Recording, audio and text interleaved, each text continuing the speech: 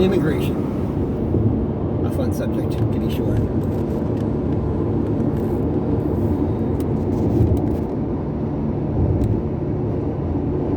People on one side say that we should be letting in more immigrants. People on the other side say that we should be letting in fewer immigrants.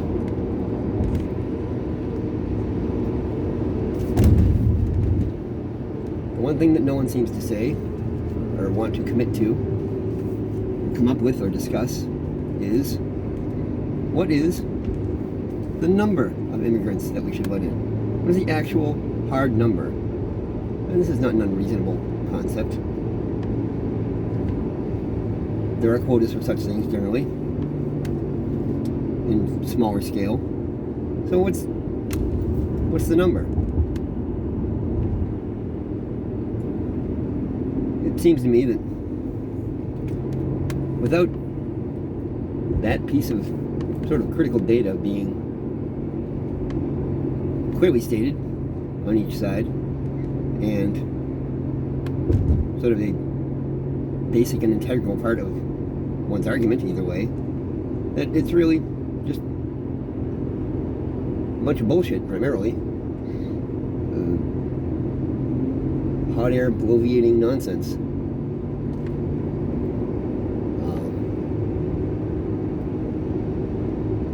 If you were trying to argue with someone about I don't know, the number of people to invite to a party, and you thought it should be more and they thought it should be less, you would probably very quickly come up with the number that you thought would be optimal to have there, and aim and maybe not hit that number exactly, but shoot for that number. You wouldn't just argue vaguely more, or, you know, I want more, I want less, and never, because for one thing, you wouldn't even really know if you actually disagreed if you didn't have a number as a starting point.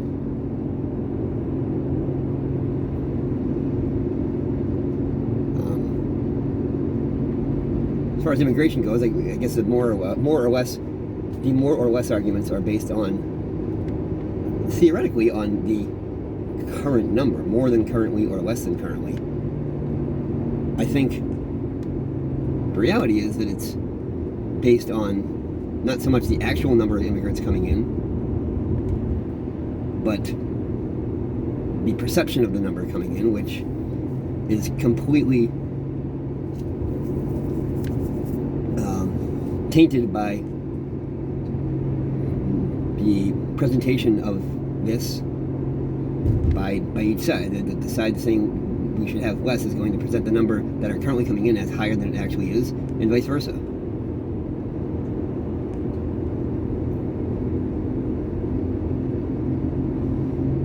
I don't know if I believe that this is done just as a political tool, or as a strategic tool to we'll overstate it so that we know we're overstating it, but it's going to help us to accomplish our goal of getting fewer in, so it's worth it. Or if it's, I don't know if it's done out of sort of ignorance or malice. I don't think it matters. I think that if somehow there was some moderating power or moderating force that would say to the two sides, okay, stop, shut up, both sides go and whoever your deciders are, go off, cloister up in a room for a while, and come up with a number. Come up with a hard number that you think is the optimal number of immigrants to be allowed in a given period of time. You can't say a word about it at all. No press conferences, no leaked news stories, no big shows of anything. Just come up with a number and then come back to the table, and we'll go from there. I think that if that were the case, the side saying we should let in fewer would go aside and say, well, we might really want this number, but we know that's not going to be that's not going to happen. So we don't want to be made to be. We don't want to look as if we're completely racist and xenophobes. So we'll bump it up a little bit. Adjust it up and down, and come up with a number. And the other side would say, we don't want to look like we're just sort of wanting to fling the borders open. So we better go, maybe a little lower than what we. Because we don't want to look like we don't want to be able to have them portray us as pinko fruitcakes or whatever they would say. And I think they would probably come up with numbers that were a lot closer to each other than what they expected. And what would be really funny is if they came up with numbers that overlapped the other way. That the side saying less came up with a number that was fewer than the side that was saying more. I don't know how likely that would be, but the point is that the sort of the crux of this exercise would be that then you would have a hard number. Then for one thing, you would be arguing from that point, from that number, that data point. You would be arguing, this is the number we want. And you'd be arguing, you'd be working towards that number and away from that number in your negotiations. And you would be accountable to that number, and you'd be, and then if, however it turned out, that would allow you to either be responsible for the success or the failure of whatever policy. Say, one side's in power at the moment, and as a result, they get an actual number that's much closer to their data point number, and that works out really well. They can say, see, we were right. This is good. This is what we should be sticking with this as policy in the long term. Or if it didn't work, then the other side or the populace could say, that was really dumb. That's not even nearly close to a good number. We need to adjust it the other way. But it would, it would create a much more useful debate or discussion on the issue. Which, I know obviously that's not, there's nothing about the political climate, political landscape that has anything to do with actually trying to resolve anything or actually trying to,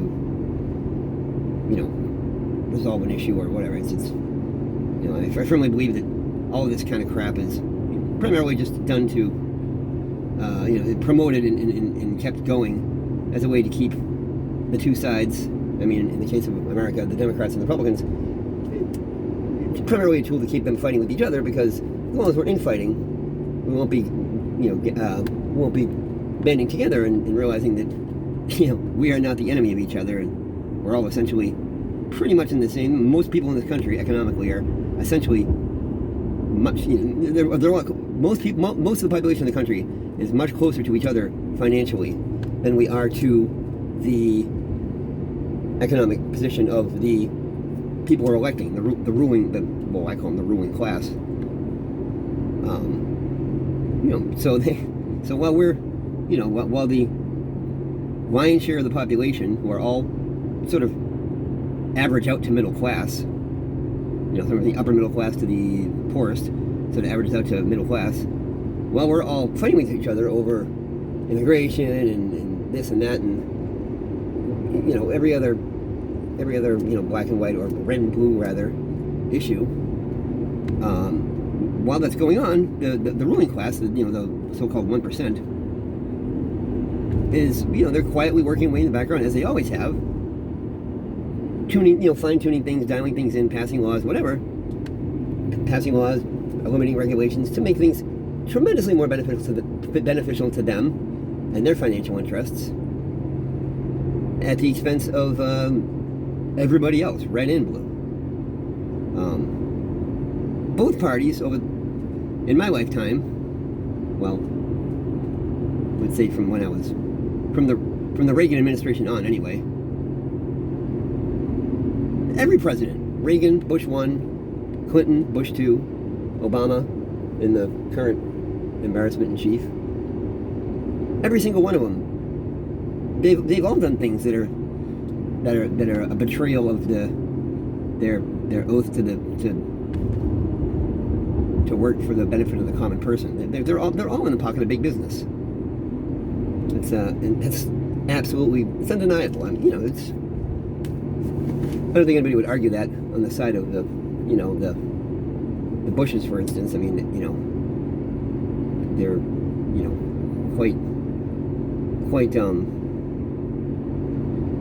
quite demonstrably benefit from the oil war in the Middle East, and, you know, with the Carlyle Group and all that stuff. Bush being called, having a nickname, but from the Saudi royal family, and I mean, all that stuff. I mean, that's, but, you know, the people on the left, which I tend to identify with, if anything, big qualifier there. You know, during the Obama administration, there were the record increase in, you know, drone strikes in the Middle East, and you know, all kinds of stuff that doesn't jive with a quote democratic or left position. During the Clinton administration, arrest and incarceration rates for nonviolent drug crimes skyrocketed.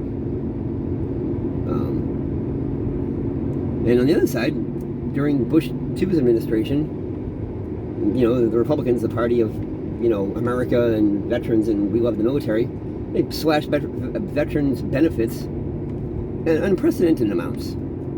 So both sides do things and continue to do things that are not only against the interest of the common people that elected them, but in direct contradiction to the values and positions that they claim to espouse. Because it's all bullshit. It's the position that they're not beholden to any political ideology or system or belief. They're beholden to money, and they're beholden to the powers that hold the money, the corporations and the entities that fund their campaigns and give them enormously high-paying positions when they leave government. Look at the number of high-level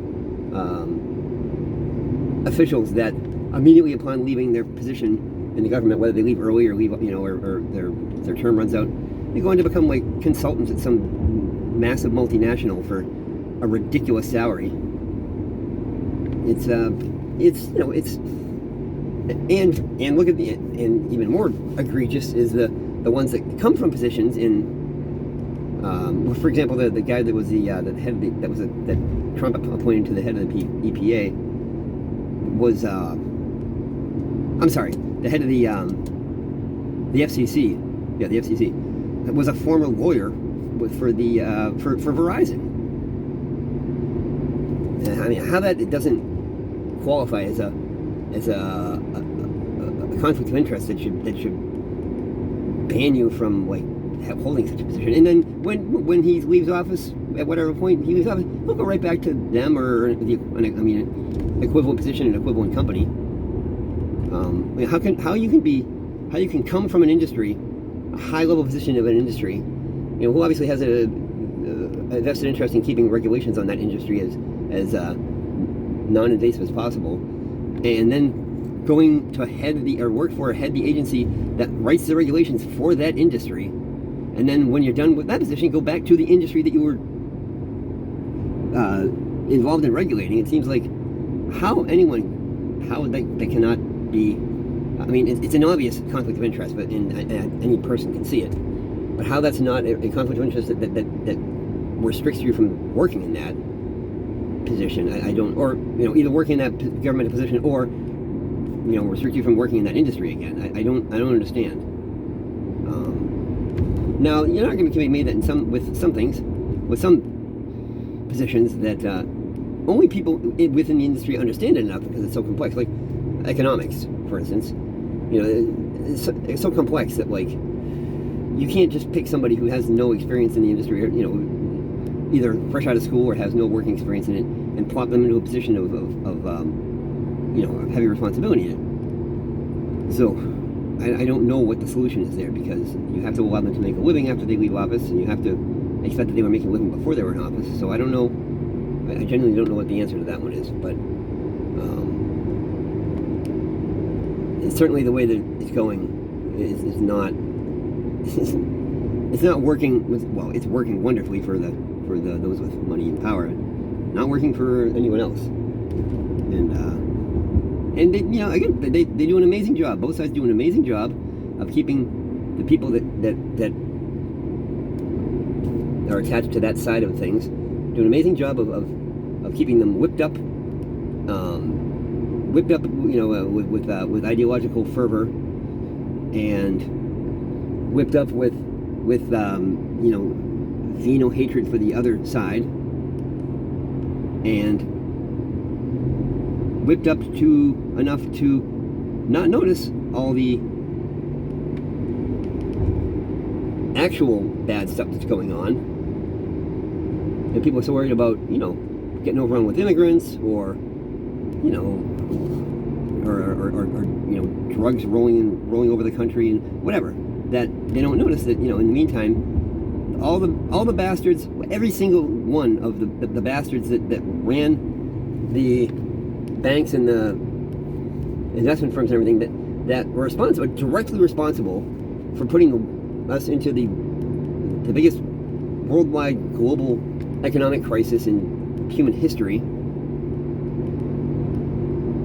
Then they got bailed out, and no one was held accountable for it. No, there was one guy at one bank that got a small jail sentence, and he was clearly a fall guy, a patsy. He was not someone who was in the position that was making the big decisions. And even if it was one guy, you know, I mean, had it been a gang of guys that robbed an armored car full of cash, they all would have gone to jail for a tremendous amount of time for robbery, and for, you know, if they had guns, it would have been a violent crime thing.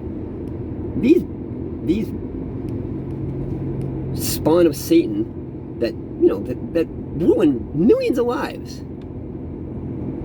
They're like you know, like a gang of Bernie Madoffs. Nothing. They're also living quite happy lives, making even more money, and there weren't really any regulations with any teeth put into place after the fact to prevent it from happening again. And I think they probably know better than to immediately blow up the real estate market again, because that would just maybe be a little too obvious and someone catch on. But there's a lot to indicate that the auto lending side of things is very much going in the same way that it was. It's showing a lot of the same trends and danger signs that the home mortgage industry was showing in the, you know, in the years leading up to the collapse. So, you know, that may be it won't be as big as the collapse of the housing market, but still, you know, a bursting bubble of auto lending would certainly be a massive financial crisis, and one that we don't friggin' need, and it's unnecessary. So, bit of a ramble here, but I guess the bottom line is, the take home from this to Mr. and Mrs. Joe America is, stop, for God's sakes, stop wasting time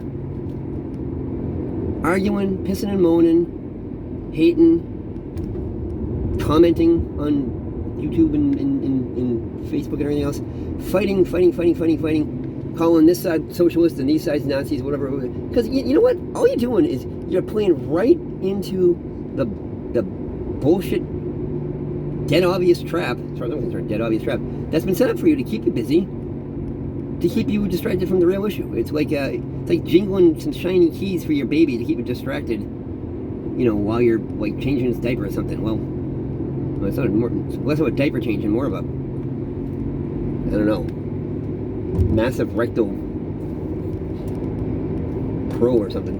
So, you know, look around you, and I'm not talking about like some big conspiracy theory or whatever. I'm talking about stuff that's completely like documentable, and you can go look the shit up, you know, like that goes on. It's all done in a very legal and you know, ordinary fashion. It's not like these things are being done sort of like you know, secretly or whatever. This is all, but nobody notices. Nobody looks. Nobody notices. Nobody seems to care. Like because it, you know, I think because it requires work, and it requires thought, and it requires consuming information beyond what you get off of Facebook or Twitter or the evening friggin' news. because all this just shit that's presented there, tailor-made and presented specifically to promote or support the ongoing, never-ending, useless and meaningless arguments that go on. I mean, I would think that at this point in history, after decades or centuries, that some of these arguments, like the immigration issue, have been going on forever. Basically, it's an argument that's never ended, and no matter how far it's gone in either direction, it's never caused the demise of the country or whatever. It's never caused anywhere near the distress, destruction, and dismay that something like the banking crisis did. So let's get concerned about things like that. Let's get concerned about, and if you want to vent your spleen, vent it at some rich piece of shit banker who is perfectly willing to sell you and your family and everyone you know down the river for a 0.03% increase in his yearly bottom line. Stop fighting. Stop infighting. Stop fighting with your compatriots, with your comrades. And don't get uptight about that word either, please. Stop fighting with your comrades and start fighting the enemy. It's like you have a bunch of soldiers lined up we're a bunch of knights lined up to fight a dragon, and instead of fighting the dragon, we're all killing each other while the dragon goes on stealing all the gold. Pull your thumb out, pull your head out your butt, see the real enemy here. The real enemy is the 1%. And God, every time I say 1%, it makes me. I fear that it reflects it brings up thoughts of the Occupy movement. And for God's sakes, please don't think that, because that was a big fat ass joke too. And I've never seen such a mobilization of people that accomplish so friggin' little. So many people accomplishing so little over such a large period of time and large area. And a bunch of my God, it's like a perfect metaphor for modern politics. Didn't do a damn thing. If they'd all got together in March and get together and find out where the biggest offenders when it comes to maintaining the regulations and laws to make things easy, to make it easy for those bastards to do the same kind of thing. Get a couple of those politicians and a couple of the shitbags that are running these banks and such. Go to find out where they live. Go drag them out of their house. Put them on a board in the street. Beat them for a few days. Bleed them out. Burn them to death.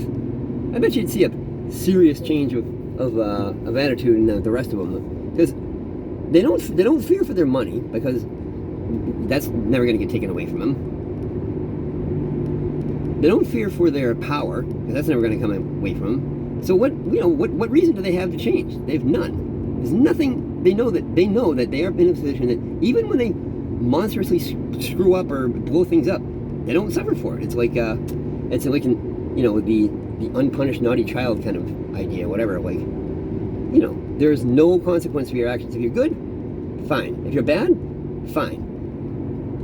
If you are purely selfish to the detriment of all others, fine. So maybe they need to fear for something that can be taken away from them. It's not money, it's not power, it's not their position of privilege. Their life, they can't get that back. At least their bodily well-being.